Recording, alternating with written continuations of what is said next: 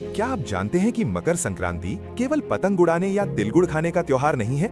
ये वो दिन है जब मृत्यु के बाद भटकती हुई 60,000 आत्माओं को मुक्ति मिली थी। लेकिन ये सब हुआ कैसे? चलिए जानते हैं। कहानी शुरू होती है इक्ष्वाकु वंश के शक्तिशाली राजा सगर से। राजा सगर में अपनी शक्ति सिद्ध करने के लिए अश्वमेध यज्ञ किया, लेकिन देवताओं के राजा इंद्र ने ईर्ष्या में आकर यज्ञ का घोड़ा चुरा लिया और उसे ध्यान मग्न कपिल मुनि के आश्रम में छिपा दिया। राजा सगर के 60,000 अहंकारी पुत्र उस घोड़े को ढूंढते हुए कपिल मुनि के आश्रम पहुंचे। उन्होंने मुनि को चोर समझा और उनका अपमान कर दिया। जैसे ही मुनि ने क्रोध में अपनी आंखें खोली, उनके तेज से राजा सगर के 60,000 पुत्र उसी क्षण जलकर भस्म हो गए। उन पुत्रों की अस्थियां वहीं पड़ी रहीं, लेकिन बिना अंतिम संस्कार के उनकी आत्माएं प्रेत बनकर नर्क में तड़पती रहीं। पीढ़ियां बीत गईं, लेकिन कोई उन्हें मुक्ति नहीं दिला पाया। तब जन्म हुआ परम भक्त भगीरथ का। भगीरथ ने ठान लिया कि चाहे प्राण चले जाएं, वे अपने पूर्वजों को मुक्ति दिलाकर रहेंगे।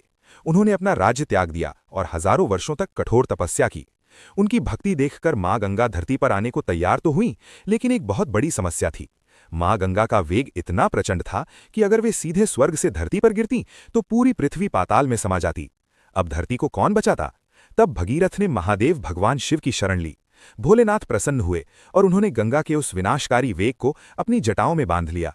आकाश से गिरती हुई गंगा शिव की जटाओं में उलझकर शांत हो गईं और वहां से एक पतली धारा के रूप में धरती पर बह निकली। भगीरथ के रथ के पीछे पीछे चलते हुए मां गंगा पहाड़ों और मैदानों को पार करती हुई कपिल मुनि के आश्रम पहुंची, और वो ऐतिहासिक दिन था मकर संक्रांति का।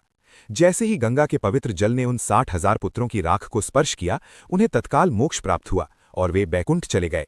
गंगा अंत में जाकर सागर में मिल गई, जिसे आज हम गंगा सागर कहते हैं।